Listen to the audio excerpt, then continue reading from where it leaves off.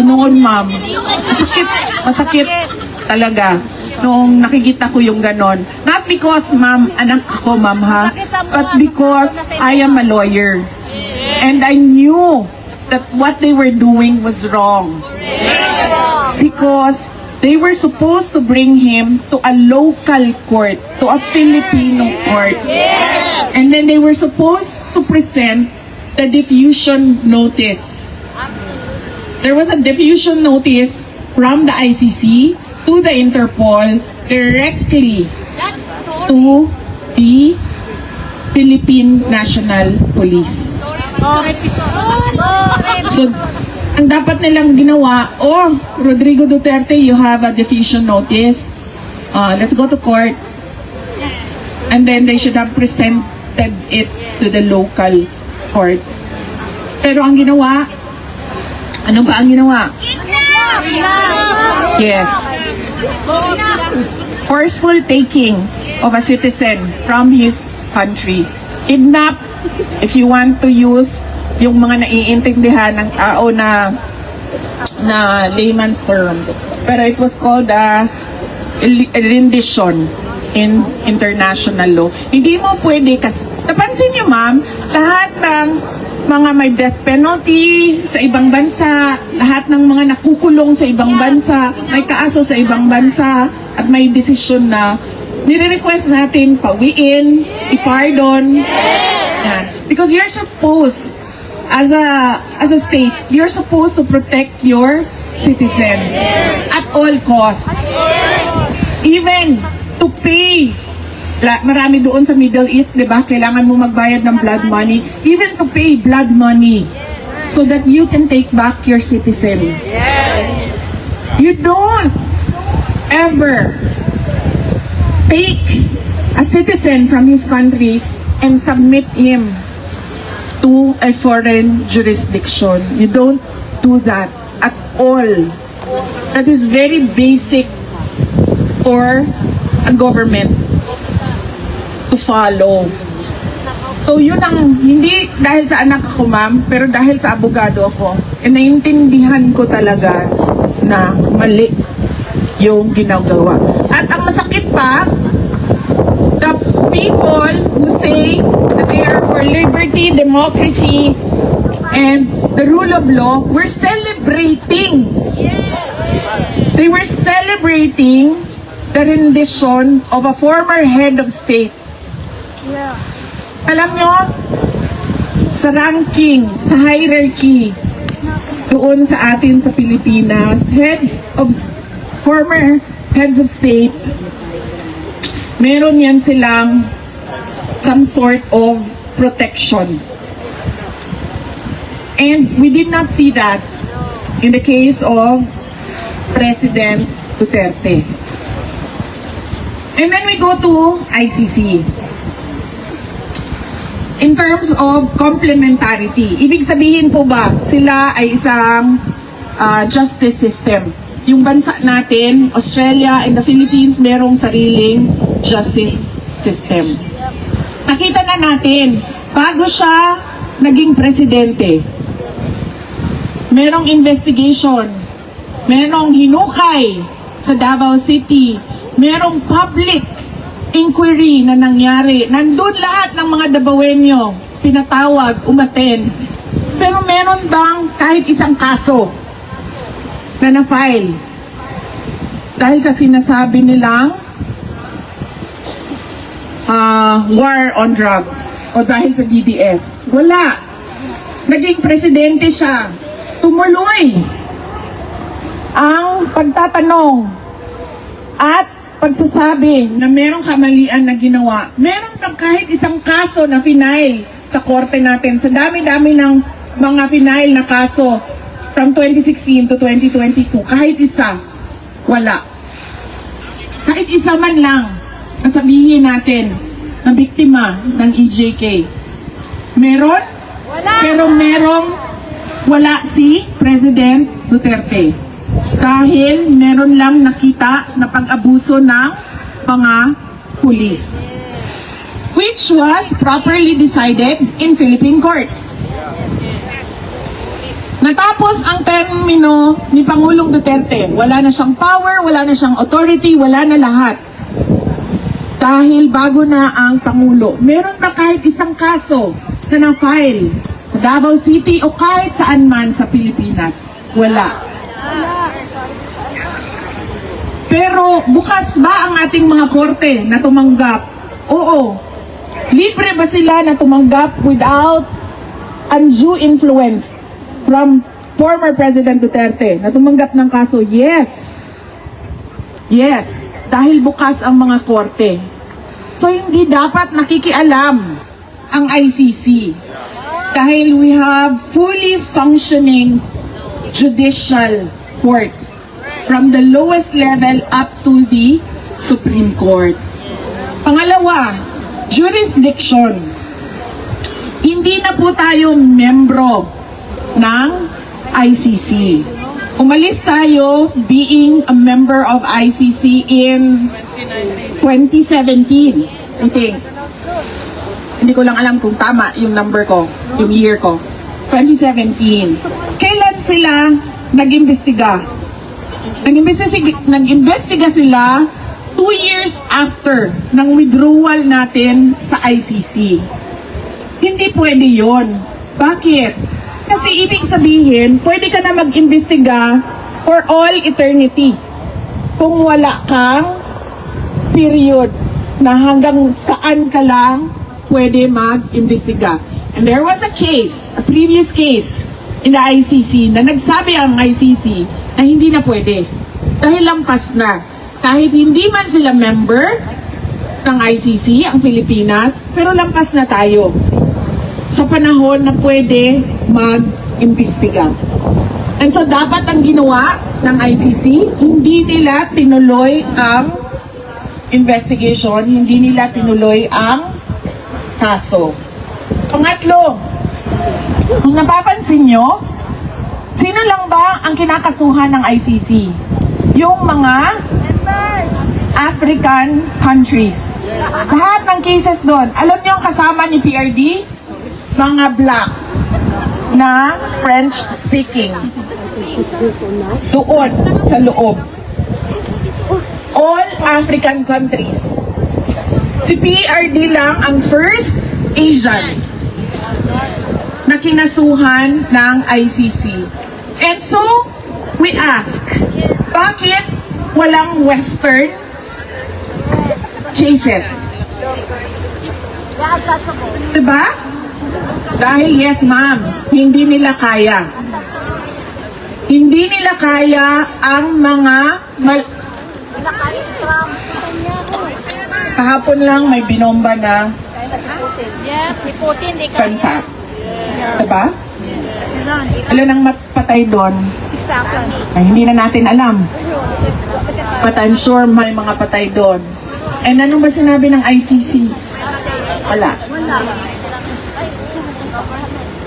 So bakit sila nakikialam sa isang presidente na ginawa lang niya ang trabaho niya para sa bayan? Pang-apat, ma'am, it is clearly politically motivated. Panahon yon ng kampanya. Panahon yon na nagsisimula si Pangulong Duterte lumabas para mangampanya sa kanyang kandidato ng PDP. Pumunta na siyang Hong Kong para sa kanyang mga senator candidates.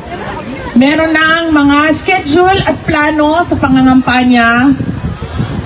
At dahil meron tayong insecure na administration na ang gusto gawin ay magturo ng ibang tao sa kawalan at kamalian nila, ay hinila nila si Pangulong Duterte para hindi siya makakampanya para sa kanyang mga kandidato. Para matabunan ang fight ha. At para para tanggalon si Inday Sara. Ambot bitaw, uy ngano. Uy ma'am, wala ito kasabot ngano si Inday Sara na lang mangyod. Sana po. Tapos pagkahuman, mangutanan na po mo sa beauty secret. Kuan ma'am, Nature Republic na sunblock. Nature Republic na sunblock. Tapos Anessa na powder sunblock. Double sunblock ni ma'am. Kaya abi man ko na ako, paatubangon ko ninyo dito, dili day. Daghang salamat ha, kamo di ay nag-atubang sa iya. Double sunblock, Nature Republic, Anessa na powder sunblock. And then, isa pa gani niya akong blush on, gani?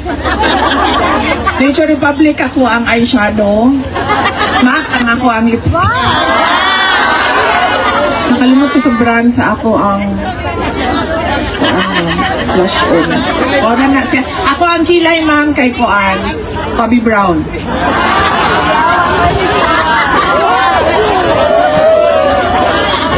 Nakatawa ko ba kay Kalimamlo mo dito sa Koan sa Hague.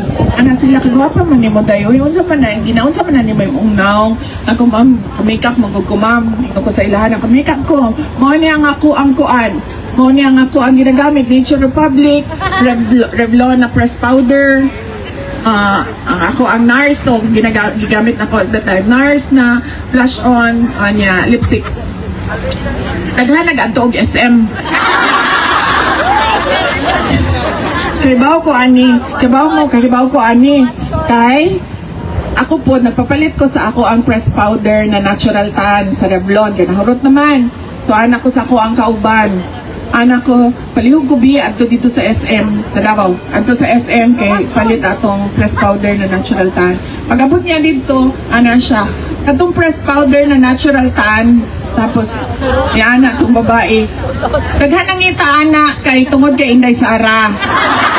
Ana siya. Wala na dinhi sa amoa. Yan na siya. Ikaduha, dili tanan naw pwede sa natural tan. Ingana na yan, mom. Ang sales personnel.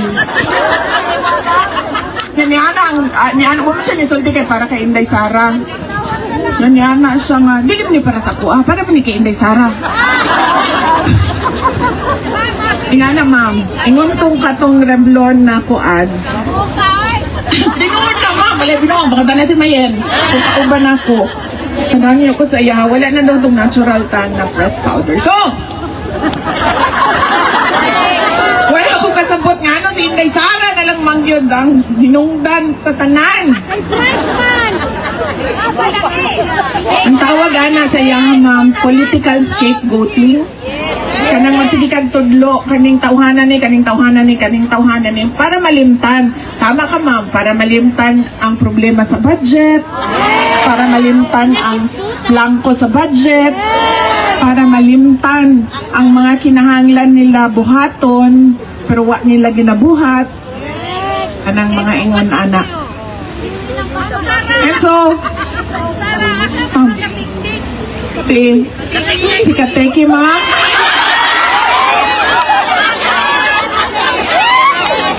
asa to siya, ma'am, uwi. Naka-off man siya, ma'am. Pero na ako'y kauban diri, ma'am, kanang angkol ni Kateki. Ang tawag na ako sa iya, kay tigulang naman siya, ma'am, no? Ay, sorry, sir.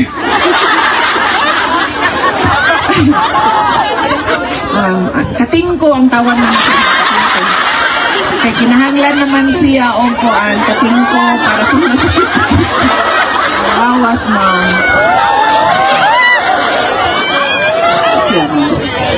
Kanang murag si Tom Cruise pero dili. Tom Cruise naman! Ay, pasak ba? Ay, ma'am. Ay, sisi, ma'am. Ay, wala akong katawa niya. Ang buta na nila, ma'am, uy. O, masiguro na sila na. Wala sila nalipay sa ilang trabaho, ma'am. Huwag na din mo katawa. Awa. Jurisdiction, complementarity, political, persecution, and, ma'am, some sort of discrimination. Because why only Africans? Why an Asian? Why not the Western leaders? Diba? Bakit? Kasi tayo lang din naman ata ang bansa sa buong Pilipinas na kukunin yung kanyang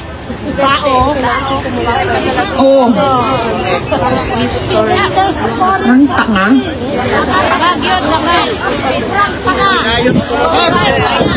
Nakakahiya. Alam mo, nahihiya ako. It's shameful. Because yes, ma'am.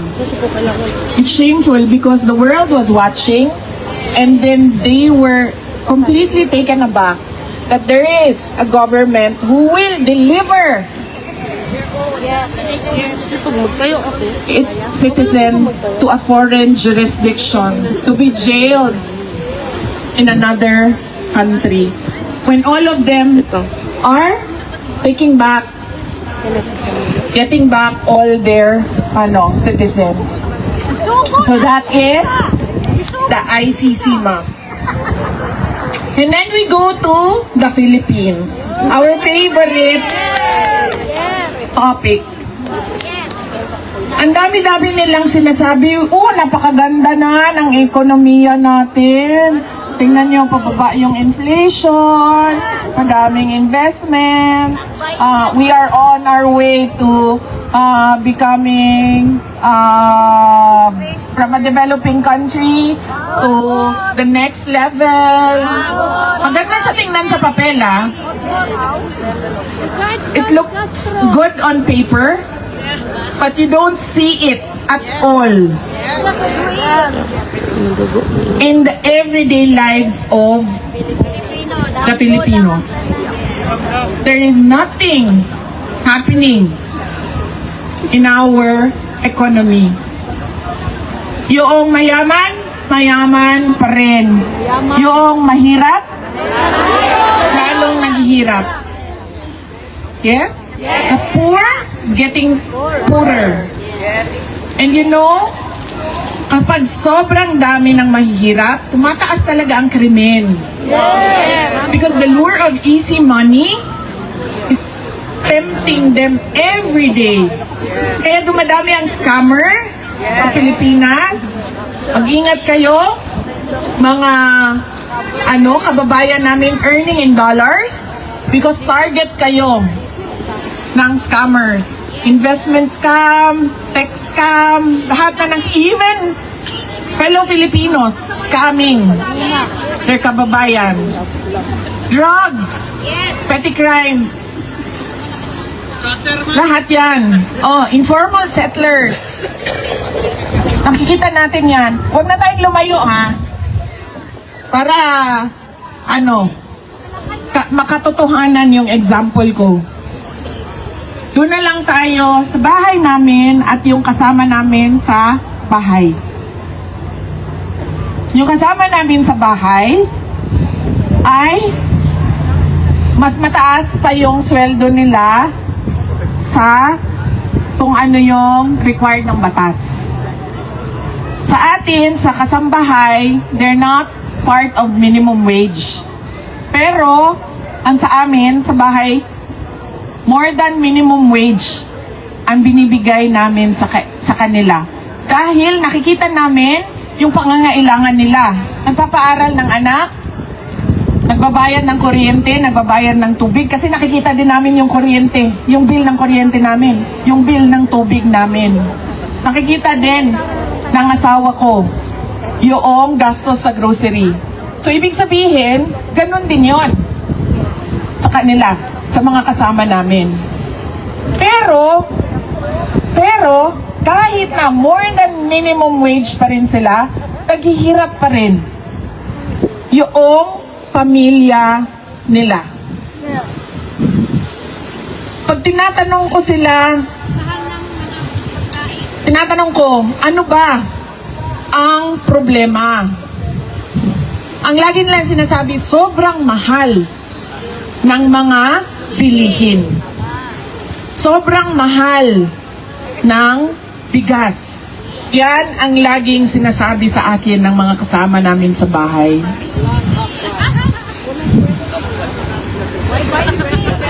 In fact, yung mga kasama namin sa bahay, pag sinasabi ko, kasi dalawa doon, graduate na ng college, ma'am. Nag-aaral sila. Pumasok sila sa amin, na nag-aaral sila, graduate na sila ng college. Dalawa doon. Dalawa doon, natapos sa alternative learning system. So, meron silang equivalency for fourth year high school. Pag sinasabi ko yung dalawa, ma'am, maghanap ka na ng trabaho, day. Kay, magsige na lang ka, kauban sa balay, dinhi. Wa na kay ginabuhat. Dagko na kay akong mga anak, ma'am, sa tinuod lang. Ang ako ang anak, 17 years old, 12 years old, ug 8 years old. Kinahanglan pa ba na og assistant? No, di na kinahanglan og assistant because we want them to be independent. Pero ang ilang mga kauban, ma'am, dili manghawa. Anak ko, pag-apply na sa barko, sa cruise ship, pag-apply na sa hotel, because they're both graduates of HRM. And what do they say? Dili rami kay mas dako pa amo ang sweldo din ni kay kontra sa magtrabaho mi din sa Mandaya Hotel.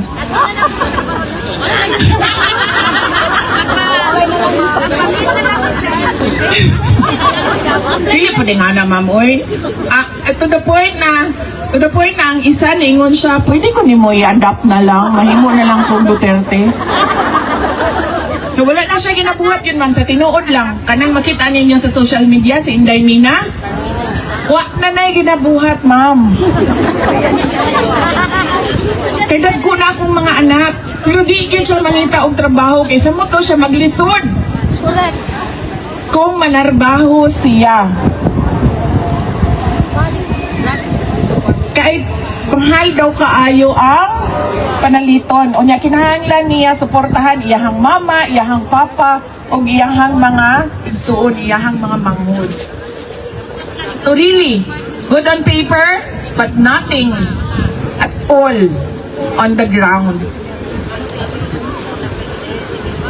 Utang ng Pilipinas. Magkano na po ang utang ng Pilipinas?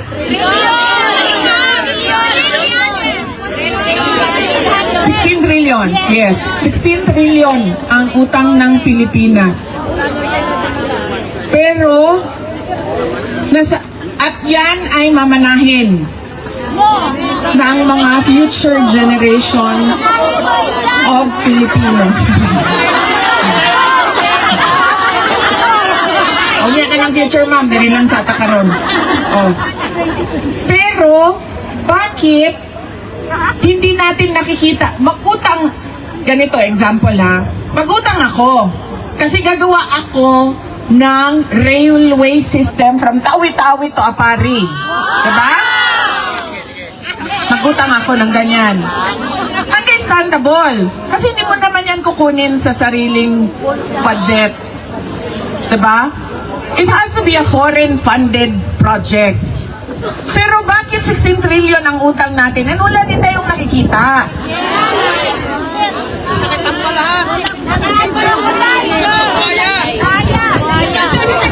Nasaan ang inutang? Kasi dapat pag nag-utang ka, may nakikita ka. Alam nyo, nung papunta kami dito, nagsakay ako ng Philippine Airlines. Tapos, sa Philippine Airlines, nag-advertise doon sa kanilang screen ang New Star Hotel. Tapos, doon sa ad nila, merong mga tourist spots ng Pilipinas. So, iba-ibang tourist spot. Pero sobrang nairita ako, hindi sa New Star Hotel, pero sa isang portion ng ad. Kasi, nakalagay doon, sa Tacloban daw,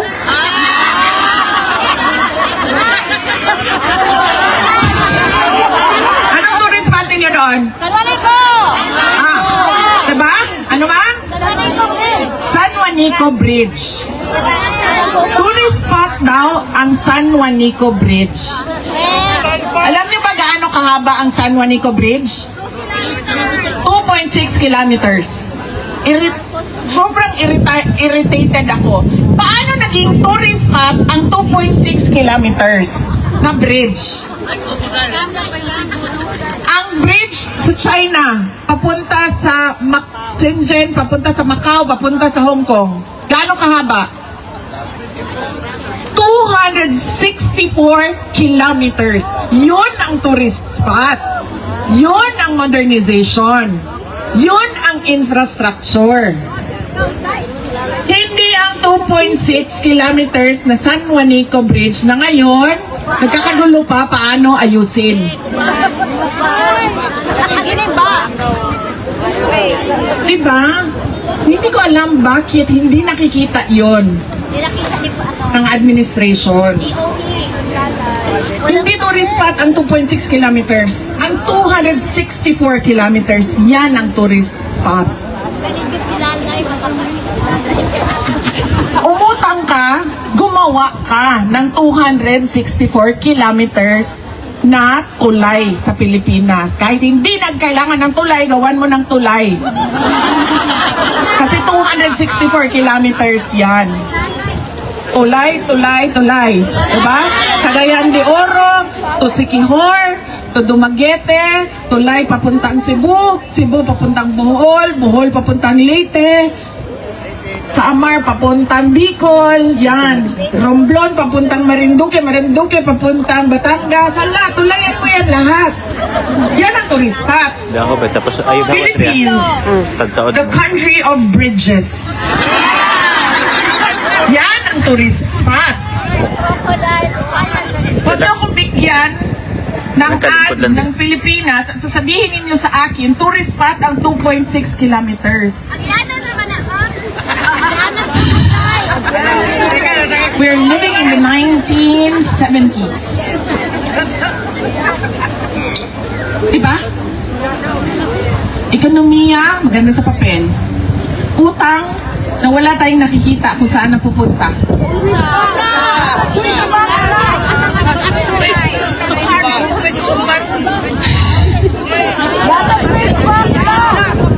Isa pa yan, ma'am. Budget na hindi mo alam kung saan ginastos. Napupunta sa ayuda na napupolitika. Diba? Bakit? Yung pagkahuman ako, nga ng Nature Republic na nanglak ilangan sa ninyo.